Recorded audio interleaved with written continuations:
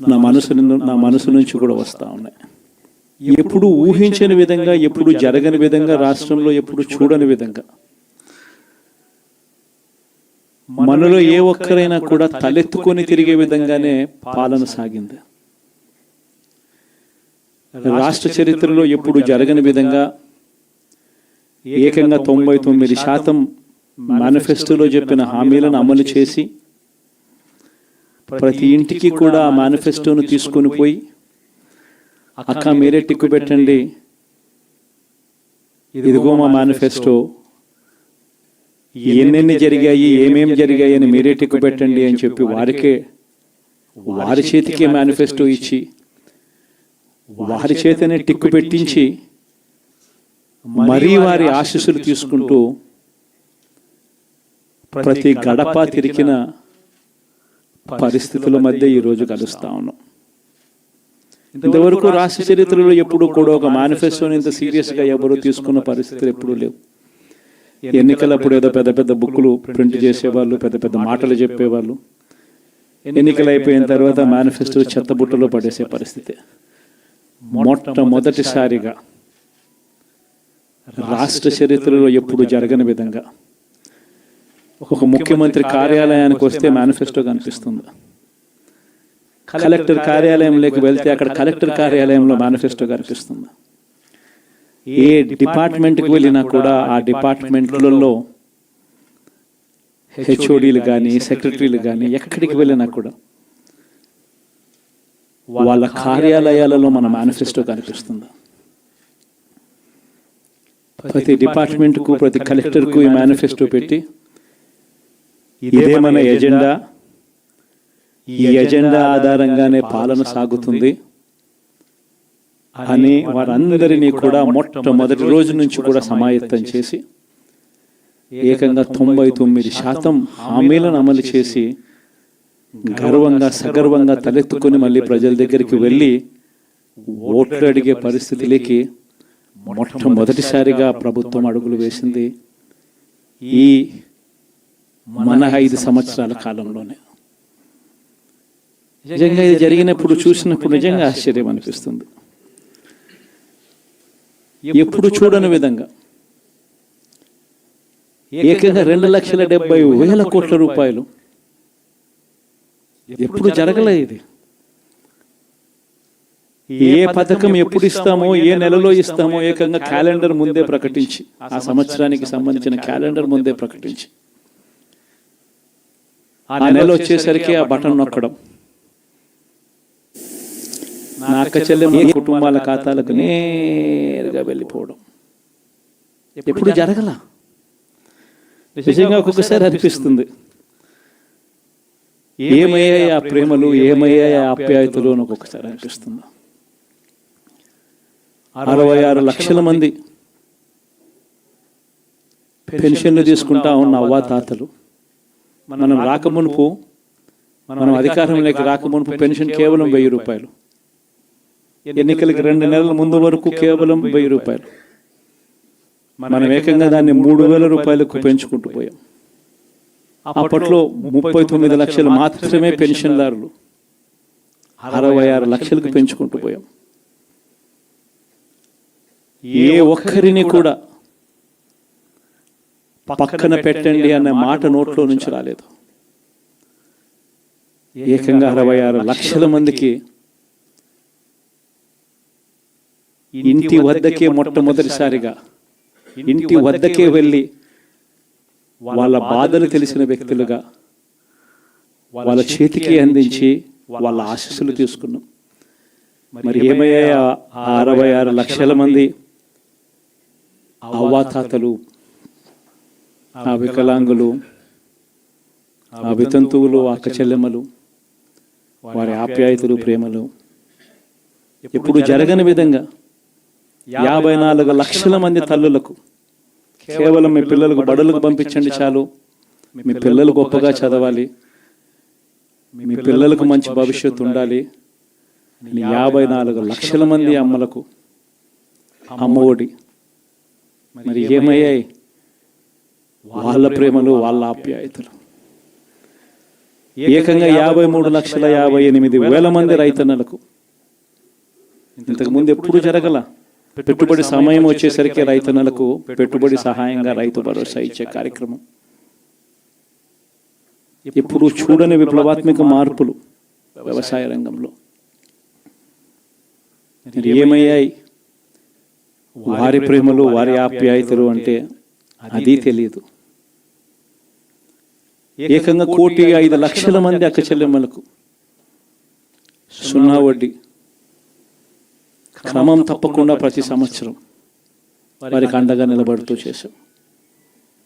ఏకంగా 79,00,000 మంది అక్క చెల్లెమ్మలకు పూర్తిగా అప్పులతో కుదేలైపోయిన పరిస్థితుల్లో అండగా నిలబడుతూ ఆసరా అనే కార్యక్రమంతో అండగా తోడుగా నిలబడ్డాం.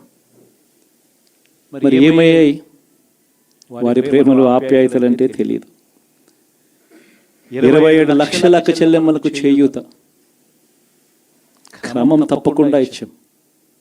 ప్రతి సంవత్సరం 30 లక్షల మంది పిల్లలకు మంచి జరిగిస్తూ ఆ తల్లులకే విద్యా దీవెన, వసతి దీవెన. ఏకంగా 31 లక్షల అక్క చెల్లెమ్మలకు ఇళ్ల పట్టాలు. ఏమయ్యాయి వారి ప్రేమలు, ఆప్యాయతలు అంటే తెలియదు. 22 లక్షల ఇళ్ళు గతంలో ఎప్పుడు చూడని విధంగా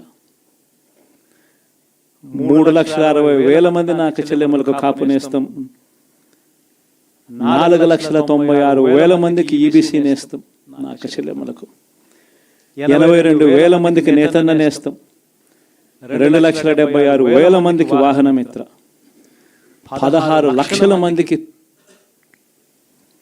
తోడు అనే కార్యక్రమంతో ఆదుకోవడం, 3,38,000 మందికి చేదోడు, 1,10,000 మందికి పైగా మత్స్యకార భరోసా. ఎక్కడ ఎవరికి కూడా క్రమం తప్పకుండా కోవిడ్ సమస్యలున్న సాకులు చూపలేదు. మంచి చేశాం. ఎప్పుడు చూడని విధంగా, ఎప్పుడు జరగని విధంగా పేదవాడు అనే వాడిని పేదరికం నుంచి బయటికి పర్మనెంట్గా తీసుకొచ్చే దానికోసం అడుగులు పడ్డాయి. అది జరగాలి అని అంటే క్వాలిటీ చదువుల వల్లే జరుగుతాయి అని చెప్పి మొత్తం విద్యారంగాన్ని మార్చాం. 3వ తరగతి పిల్లాడికి టోఫుల్ క్లాసులు, టోఫుల్ పీరియడ్, ఇంగ్లీష్ మీడియం బడులు, 6వ తరగతి నుంచే ఐఎఫ్పీలు, 8వ తరగతి పిల్లల చేతుల్లో ట్యాబులు. ఇప్పుడు చూడలేదు ఇవన్నీ, ఇప్పుడు జరగల. వైద్య రంగంలోనూ కూడా అలాంటి మార్పులే. ఏకంగా 25 లక్షల దాకా ఆరోగ్యశ్రీ నుంచే ఐఎఫ్పీలు, 1,050 ప్రొసీజర్లు ఉంటే 3,300 ప్రొసీజర్లకు తీసుకొని పోయాం. ఆరోగ్యశ్రీయే కాదు, ఆరోగ్య ఆసరా దగ్గర నుంచి గ్రామ స్థాయిలో విలేజ్ క్లినిక్ ద్వారా, విలేజ్ క్లినిక్ దగ్గర నుంచి ప్రతి పేదవాడికి తోడుగా ఉన్నాం. ఎప్పుడు జరగలేదు ఈ మార్పులు. ఏకంగా 54,000 మంది డాక్టర్లు, నర్సులు, పారామెడిక్స్ రిక్రూట్మెంట్ గవర్నమెంట్ హాస్పిటళ్లలో చేసి ప్రతి పేదవాడికి అండగా ఉండడం. వ్యవసాయంలో కూడా విప్లవమే. ఏకంగా ఆర్బీకేలు చేయి పట్టుకొని నడిపిస్తూ గ్రామ స్థాయిలో కనిపించి విద్య, వ్యవసాయం, వైద్యం, సామాజిక న్యాయం,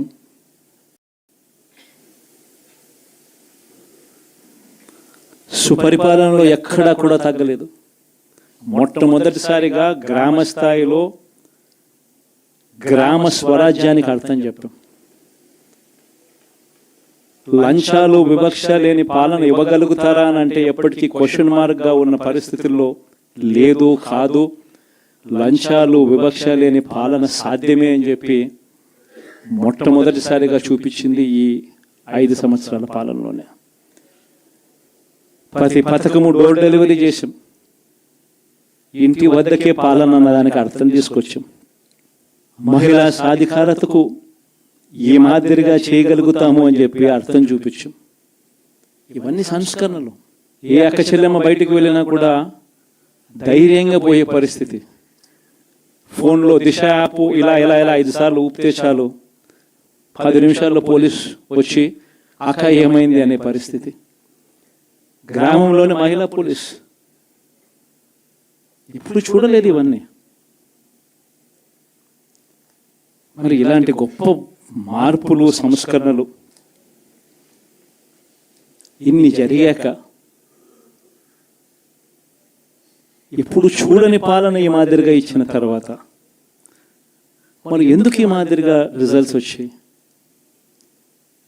కనీసం ఇవేవి చేయకపోయిందంటే సరేలే ఇవన్నీ చేయలేదు కాబట్టి ప్రతిపక్షంలో కూర్చుంటున్నాము అనే దానికి అర్థం ఉండేది, ఇంత బాధ కూడా ఉండేది కాదు. కానీ ఇన్ని చేసిన తర్వాత ఇప్పుడు చూడని మార్పులు తీసుకొచ్చిన తర్వాత ఇటువంటి రిజల్ట్ చూసినప్పుడు నిజంగా బాధ అనిపిస్తుంది. ఇంత జరిగిన తర్వాత కూడా ఏకంగా 40% ఓటు షేర్తో ఈరోజు ప్రతిపక్షంలో ఉన్నాం.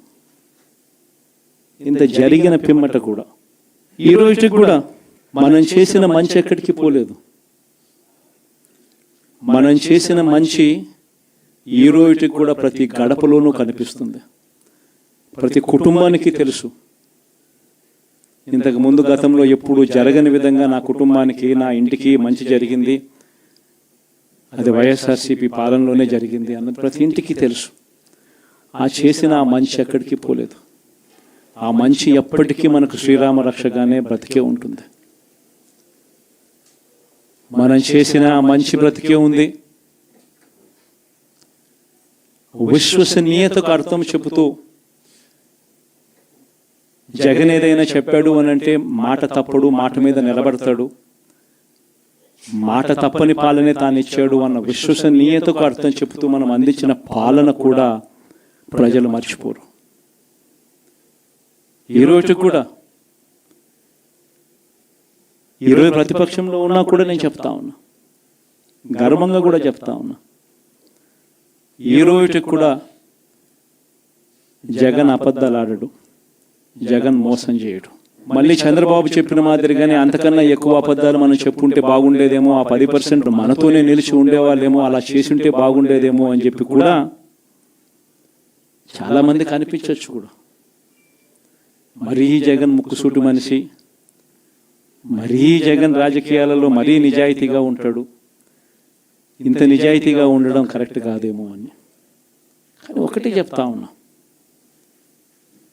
ఓడిపోయిన పర్వాలా, అధికారం కోసం అబద్ధాలు చెప్పడం, అధికారం కోసం మోసం చేయడం ధర్మం కాదనే, న్యాయం కాదనే జగన్ ఎప్పుడు నమ్ముతాడు. 2014లో కూడా ఇదే నమ్మాను. సాధ్యం కానిది సాధ్యం కాదు అని నేను చెప్పాను. చంద్రబాబు నాయుడు ఏమో వ్యవసాయ రుణాలు మాఫీ దగ్గర నుంచి అన్నీ కూడా చేస్తానని చెప్పి, ఆ తర్వాత మళ్ళీ 2019 వచ్చేసరికి చేయక ప్రజలు రెట్టించిన ఉత్సాహంతో మళ్ళీ మనల్ని తీసుకొచ్చారు. మళ్ళీ ఈరోజు కూడా అదే జరుగుతుంది. 2029 వచ్చే నాటికి వచ్చేసరికి చంద్రబాబు నాయుడు చెయ్యని హామీలను, మోసం చేసిన పరిస్థితులను ప్రజలు ఏ స్థాయిలో గుర్తుపెట్టుకొని మళ్ళీ మనల్ని ఆశీర్వదిస్తారు అని అంటే, చంద్రబాబు నాయుడుకు సింగిల్ డిజిట్లలోనే నెంబర్స్ వచ్చే పరిస్థితి కూడా ఆ రోజు కూడా దూరంగా లేదు.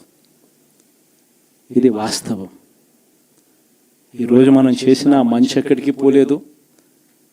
మనం విశ్వసనీయతతో చేసిన రాజకీయాలు కూడా ఎక్కడికి పోలేదు. ప్రజలకు మళ్ళీ దగ్గరయ్యే కార్యక్రమాలు, ప్రజలకు తోడుగా ఉండే కార్యక్రమాలు, ప్రజల తరపున పోరాటం చేసే కార్యక్రమాలు కూడా జరుగుతాయి. అసెంబ్లీలో బహుశా మనం చేయగలిగింది తక్కువే ఉంటుంది, ఎందుకంటే మనకు వచ్చిన సంఖ్యాబలం కూడా చాలా తక్కువే. పైగా కౌరవ సామ్రాజ్యం లేకపోతా ఉన్నాం. ఏకంగా స్పీకర్ పదవికి తీసుకోబోయే వ్యక్తి ఎంత సిగ్గు లేకుండా సోషల్ మీడియాలో వైరల్ అవుతా ఉంది. వాళ్ళు మాట్లాడుతూ ఉన్న మాటలు. ఒకడంటాడు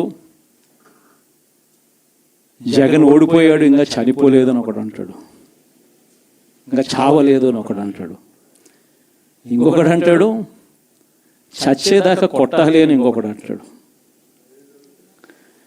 నిజంగా ఇలాంటి కౌరవ సామ్రాజ్యంలోకి మనం పోతా ఉన్నాం. ఆ వ్యక్తి ఇప్పుడు స్పీకర్ కాబోతున్నాడట. ఇలాంటి పరిస్థితుల మధ్య ఆ కౌరవ సామ్రాజ్యంలో అసెంబ్లీలో ఏదో మనం చేయగలుగుతామని చెప్పి నాకైతే నమ్మకం లేదు. కానీ పాపాలు పండే కొద్దీ ప్రజలతో కలిసి ప్రజల మధ్య నిలబడి పోరాటం చేసే కార్యక్రమాలు అయితే రాబోయే రోజుల్లో ముమ్మరంగా స్పీడ్ అందుకుంటాయి. అదే జగన్ పరిపాలనలో కులం చూడలేదు, మతం చూడలేదు, ప్రాంతం చూడలేదు, చివరికి ఏ పార్టీకి ఓటు వేశారని కూడా చూడలేదు. ప్రతి పథకాన్ని డోర్ డెలివరీ చేయించాడు జగన్, మన వైఎస్ఆర్ కాంగ్రెస్ పార్టీ. కానీ ఈరోజు కేవలం వాళ్ళ పార్టీకి ఓటు వేయలేదు అన్న ఒకే ఒక్క కారణంతో ఏకంగా మనుషులను కొడతా ఉన్నారంటే, ఆస్తులను ధ్వంసం చేస్తూ ఉన్నారు అంటే, ఓటు వేయని వారిని అవమానిస్తూ ఉన్నారు అంటే, నిజంగా ప్రతి గ్రామంలోనూ ఇంత అన్యాయంగా వ్యవహరిస్తున్నారు అనంటే శిశుపాలుని పాపాలు పండడం చాలా వేగంగా పడతా ఉన్నాయి. పాపాలు పడ్డే కార్యక్రమాలు ఎప్పుడు చూడల. మన పరిపాలనలో, మీ జగన్ పరిపాలనలో ఏకంగా మేనిఫెస్టో అన్నది ప్రతి గవర్నమెంట్ అధికారి ఆఫీస్లో కనిపించేది. కలెక్టర్ల కార్యాలయాల్లో మొదలు పెడితే సెక్రటరీల కార్యాలయాల దగ్గర నుంచి, హెచ్ఓడి కార్యాలయాల దగ్గర నుంచి ముఖ్యమంత్రి కార్యాలయాల్లో మన మేనిఫెస్టో కనిపిస్తూ ఉంటే, కనిపించే పాలన మనదైతే ఇప్పుడు హోర్డింగ్లు పెడుతున్న రెడ్ బుక్స్ అని, రెడ్ బుక్ అని హోర్డింగ్లు పెట్టి ఆ రెడ్ బుక్లో కక్ష సాధింప చేయబోయే అధికారులు ఎవరు, ఎవరిని కొట్టాలి, ఎవరిని నాశనం చేయాలి అని చెప్పి ఏకంగా పేర్లు రాసి రెడ్ బుక్ అని చెప్పి దాన్ని ప్రకటించి ఏకంగా హోర్డింగులు పెట్టి ఆ రెడ్ బుక్ అనేది ఏదో ఘనకార్యం చేస్తూ ఉన్నట్టుగా రెడ్ బుక్స్లో ఉన్న పేర్లన్నింటినీ కూడా మేము వాళ్ళని కొడతాము, వాళ్ళని చంపుతాము, వాళ్ళ మీద అఘాయిత్యాలు చేస్తాము, అన్యాయాలు చేస్తాము అని చెప్పి ఏకంగా నిస్సిగ్గుగా దౌర్జన్యం చేస్తూ ఉన్న పరిస్థితులు కనిపిస్తూ ఉన్నాయి. శిశుపాలుని పాపాలు వేగంగా పడుతూ ఉన్నాయి. మొట్టమొదటిసారిగా కేంద్రంలో కేవలం 272 స్థానాలకు 273 స్థానాలకు గాను మెజారిటీ రావాలనంటే 240 స్థానాలకి వచ్చి ఆగిపోయింది బీజేపీ. 240 స్థానాలకి ఆగిపోయిన పరిస్థితులు మొట్టమొదటిసారిగా కేంద్రంలో ఉన్న పార్టీకి పూర్తి మెజారిటీ లేదు. 240 స్థానాలకి ఆగిపోయిన పరిస్థితులు. మరో పక్క చంద్రబాబు నాయుడు గారికి 16 స్థానాలు అంటాడు. ఎన్డీఏలో తానే చక్రం తిప్పుతా అన్నట్టుగా మోడీ పక్కనే కూర్చొని కనిపిస్తాడు. మరి ఇలాంటి పరిస్థితుల్లో కూడా రాష్ట్రానికి రావాల్సిన ప్రత్యేక హోదా అడక్కపోవడం, ఇలాంటి పరిస్థితుల్లో కూడా రాష్ట్రానికి రావాల్సిన ప్రత్యేక హోదా అడక్కపోవడం, అడిగి సాధించుకోకపోవడం శిశుపాలుని తప్పుల్లో, వరుస తప్పుల్లో, పాపాల్లో ఇవన్నీ కూడా బాగాలే. ఇటువంటి పరిస్థితుల్లో కూడా రాష్ట్రానికి రావాల్సినవి, కావాల్సినవి అడగలేని పాలన, అడగలేని మనిషి రాష్ట్రానికి ఏం సమాధానం చెప్తాడు, రాష్ట్ర పిల్లలకి ఏం సమాధానం చెప్తాడు, రాష్ట్రంలో ఉన్న యువకులకు, పిల్లలకు ఏం సమాధానం చెప్తారు? శిశుపాలుని పాపాల్లో ఇవన్నీ కూడా ఇప్పటికే వేగంగా కూడా అందుకుంటా ఉన్నాయి. అదే జగన్ ఉండింటే, అదే వైఎస్ఆర్ కాంగ్రెస్ పార్టీ పాలన ఉండింటే ఈ పార్టీకే విద్యా దీవెన బటన్ అయిపోయి ఉండేది. జనవరి, ఫిబ్రవరి, మార్చికి సంబంధించిన క్వార్టర్కి సంబంధించిన Vidya Deevena fee reimbursement pending. అదే జగన్ ఉండింటే ఏప్రిల్లో ఇవ్వాల్సిన Vasathi Deevena, first instalment pending. ఇప్పటికే రైతు భరోసా పెండింగ్, అమ్మఒడి పెండింగ్, చివరికి చిన్న అమౌంట్ అయిన మత్స్యకార భరోసా కూడా పెండింగ్. అదే జగన్ ఉంటే ఈ పాటికి ఇన్ని బటన్లన్నీ ఈ పాటికి అయిపోయి ఉండేటివి. ఒక్క జగన్ తప్పుకోవడంతో, ఒక వైఎస్ఆర్సీపీ పాలన పోవడంతో ఈరోజు అమ్మఒడి బటనింగా రాలా, రైతు భరోసా బటనింగా రాలా, విద్యా దీవెన పెండింగ్, వసతి దీవెన పెండింగ్. ఇప్పటికే ఇక ఇదే అంటుకుంటూ పోతుంది.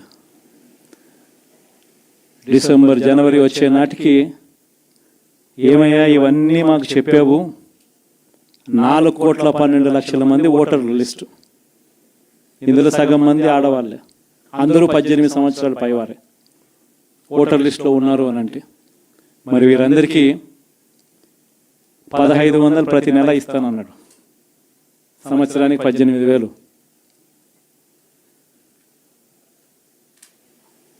ఇందులో పెన్షన్లు తీసుకునే వాళ్ళు ఒక 30 లక్షల మందిని బహుశా ఆడవాళ్ళకి పక్కన పెట్టినా కూడా 60 సంవత్సరాల పైన ఉన్న వాళ్ళు అని పక్కన పెట్టినా మిగిలిన 1,80,00,000 మంది ఎదురు చూస్తున్నారు. అప్పుడే చంద్రబాబు వచ్చేసాడు, చాలా రోజులు అయిపోయింది, ఇంతవరకు మాకు రావాల్సిన 1,500 నెల నెల ఇస్తానన్న 1,500 ఇంకా రాలేదేమో అని చెప్పి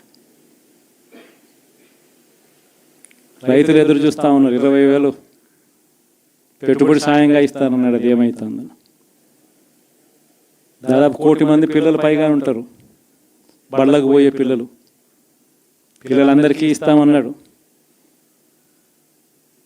అమ్మఒడి కింద వాళ్ళ పథకం ఏదైతే నేను దాని కింద 15,000 అని చెప్పి ఆ తల్లులకు 15,000 కోట్లు, దానికి వెయిట్ చేస్తూ ఉన్నారు. ఇవన్నీ వెయిట్ చేస్తూ ఉన్నారు. ఇవన్నీ ఏవి కూడా అడుగులు ముందును పడని పరిస్థితి. ఇవన్నీ కూడా డిసెంబర్ జనవరికి వచ్చేసరికి అన్నీ కూడా ఊపందుకుంటాయి, వేడందుకుంటాయి. హనీమూన్ పీరియడ్ అనేది ఆగిపోతుంది. వైఎస్ఆర్ కాంగ్రెస్ పార్టీ చేయాల్సిన పనులు చెప్తా ఉన్నా. ఈ ఓడిపోయాము అన్న ఈ భావన మనసులో నుంచి తీసేయండి. మనం చేసిన మంచి ప్రజల్లో ఇంకా ఉంది, ప్రతి ఇంట్లో గుర్తుంది, ప్రతి కుటుంబంలోనూ మనం చేసిన మంచి ఎక్కడికి పోలేదు. ప్రతి ఇంటికి మనం తలెత్తుకొని పోగలుగుతాం, తల దించుకొని కాదు, చెప్పిన పని చేయక కాదు, చెప్పిన పని చేసి తలెత్తుకొని పోగలుగుతాం ప్రతి ఇంటికి కూడా. మనం కేవలం చంద్రబాబు నాయుడు ప్రలోభాలకు మోసపోయిన పరిస్థితుల మధ్య మనకు అంతో ఇంతో అపజయం ఏదైనా జరిగిందేమో. ఆ మోసాలు ఎప్పుడైతే మోసాల కింద తేటతెల్లం అవుతాయో, ప్రజల్లో ఆ సింపతి, మన పట్ల ప్రేమ, ఆయన పట్ల కోపం రెండూ కూడా ఏకమవుతాయి. మనల్ని గొప్ప మెజారిటీలతో మళ్ళీ మనల్ని తీసుకొస్తారు. సో మనం చేయాల్సింది ఏమిటి అని అంటే, ప్రజల మీద మనం కోప్పడాల్సిన అవసరం లేదు, పని లేదు. మోసపోవడం అన్నది ఒక్కొక్కసారి జరుగుతూ ఉంటాయి. మోసపోయిన వాళ్ళకందరికీ కూడా మనం అండగా ఉన్నాము అన్న భరోసా ఇవ్వడం మనం చేయాల్సిన పని. మరీ ముఖ్యంగా మన కార్యకర్తలను మనకు తోడుగా ఉండడం, ఇది మాత్రం ఖచ్చితంగా చెప్తా ఉన్నా. ఇష్టం వచ్చినట్టుగా ఎప్పుడు చూడని విధంగా ఈరోజు కార్యకర్తల మీద దాడులు జరుగుతూ ఉన్నాయి, పార్టీ సానుభూతి పరుల మీద దాడులు జరుగుతూ ఉన్నాయి, పార్టీకి ఓటు వేయలేదు అని ఓటు వేసిన వారి మీద దాడులు జరుగుతూ ఉన్నాయి. కొన్ని చోట్ల అవమానాలు, ఆస్తుల నష్టాలు, దాడులు, దెబ్బలు తగలడము, ప్రాణాలు కోల్పోవడం కూడా కొన్ని చోట్ల చేశాం. వీళ్ళందరికీ కూడా నేను చెప్పి మీ అందరికీ కూడా నేను చెప్పేది ఒకటి, వీళ్ళందరికీ భరోసా ఇవ్వాలి. ఎక్కడ మీ నియోజకవర్గంలో ఎక్కడ ఏమి జరిగినా కూడా పోండి, మీ తరపు నుంచి సహాయం చేసే కార్యక్రమం చేయండి. పార్టీ తరపు నుంచి కూడా సహాయం అందిస్తుంది, అది కూడా తీసుకొని పోయి కూడా ఇవ్వండి. ప్రతి కార్యకర్తకు తోడుగా ఉందాం, ప్రతి కార్యకర్తకు భరోసా ఇద్దాం. చాలా అవసరం కూడా. మన కోసం కష్టాల్లోనూ నష్టాల్లోనూ మన కోసం నిలబడ్డారు, జెండాలు మోసి నష్టపోయారు, ఓట్లు వేసి దెబ్బలు తిన్నారు, మనకు ఓట్లు వేసి దెబ్బలు తిన్నారు. వాళ్ళందరికీ కూడా తోడుగా ఉండాల్సిన అవసరం ఉంది. ఇదొక్కటే కాకుండా మన ఎంపీటీసీలు, మన జెడ్పీటీసీలు, మన కౌన్సిలర్లు, కార్పొరేటర్లు, వీళ్ళందరికీ కూడా భరోసానే ఇవ్వాలి. మాట్లాడండి. మన పార్టీ మీద అభిమానం చూపించే ఏ వ్యక్తి అయినా మన కార్యకర్తే. ఇలాంటి వాళ్ళందరికీ కూడా తోడుగా ఉండే కార్యక్రమాలు ఖచ్చితంగా జరగాలి. ఇవన్నీ కూడా ఖచ్చితంగా చేయమని మిమ్మల్ని అందరినీ కూడా కోరుతా ఉన్నా. సీరియస్గా నేను చెప్పిన ఈ విషయాలన్నీ కూడా పరిగణలోకి తీసుకోమని కోరుతా ఉన్నా. అండ్ ఇంతవరకు సినిమా జరిగింది ఓన్లీ ఇంటర్వెల్లే. శకుని పాచికల్లో కౌరవులు పాండవుల మధ్య యుద్ధం కూడా గమనిస్తే శకుని పాచికలు అనే సబ్జెక్టు ఓన్లీ ఇంటర్వెల్లే. అప్పుడు శ్రీకృష్ణుడు సమక్షంలోనే జరుగుతుంది. శ్రీకృష్ణుడు ఉండగానే పాండవులు ఓడిపోతారు, శకుని పాచికలతోనే ఓడిపోతారు. ఎప్పుడైనా కూడా మంచే గెలుస్తుంది, ధర్మమే గెలుస్తుంది, విశ్వసనీయతే గెలుస్తుంది, న్యాయం నిజం గెలుస్తుంది, ధర్మమే గెలుస్తుంది. మనం ధర్మం వైపునే ఉన్నాం, ధర్మంగానే రాజకీయాలు చేశాం, విశ్వసనీయతతోనే రాజకీయాలు చేశాం, తలెత్తుకొని ఉండే మాదిరిగానే రాజకీయాలు చేశాం. తల దించుకొని పోయే రాజకీయాలు ఎప్పుడూ చేయలేదు. ఒక అర్జునుడు మాదిరి గెలిచి వస్తాడు, ప్రజలు ఆశీర్వదిస్తాడు. కాబట్టి ప్రతి ఒక్కరు ఇది గుర్తుపెట్టుకోండి.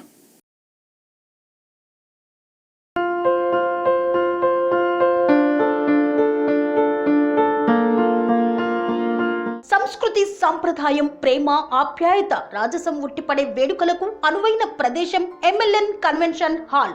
కని విని ఎరుగని రీతిలో జరిగే మీ ఇంటి కళ్యాణ వైభోగానికి అందమైన కళ్యాణ వేదిక MLN convention hall. MLN convention hall ప్రత్యేకతలు: సువిశాలమైన wedding halls, centralise AC, banquet hall మరియు విశాలమైన డైనింగ్ హాల్. వధువరుల కోసం ప్రత్యేక AC మరియు నాన్ AC గదులు. నక్షత్రాల వెలుగులో పచ్చని పచ్చికపై పార్టీల కోసం అనువైన గార్డెన్. MLN కన్వెన్షన్ లో CCTV పర్యవేక్షణతో పూర్తి భద్రత. ఎక్స్పీరియన్స్ అండ్ ప్రొఫెషనల్ వర్కర్స్ గల అన్నపూర్ణ గ్రూప్ వారి సేవలు.